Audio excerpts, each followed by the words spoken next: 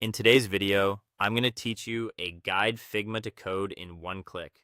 How to use Visual Copilot. If you've ever wished your finished Figma designs could jump straight into clean, usable code, this walkthrough is for you.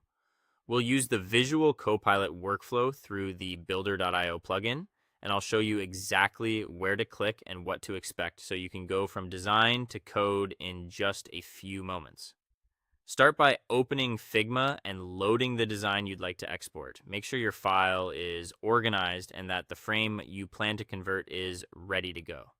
Clean layer names and consistent use of auto layout tend to produce better results, so a quick tidy up can save time later.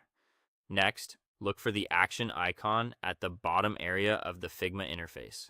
Click it to reveal additional options. From the menu that appears, choose Plugins and Widgets. This is where you can find and launch tools that extend Figma's capabilities, including the one we need today. In the search bar, type builder.io to locate the Visual Copilot experience. If you haven't used it before, Figma may prompt you to allow access. Go ahead and confirm so the plugin can read your selected frame. Then click on the builder.io entry to open it. The plugin will launch in a panel and you'll see options relevant to exporting your design to code.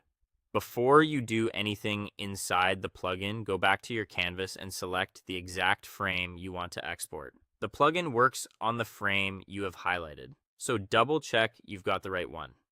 Now in the plugin, choose between Smart Export or Classic Export.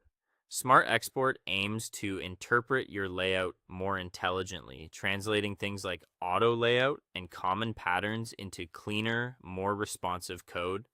Classic Export takes a more direct, literal approach to your visual structure. If you're unsure, start with Smart and you can compare later. Click Export and give it a moment. The plugin will analyze your frame and generate the code preview. Large or complex frames may take longer, so be patient and avoid switching selections while it runs.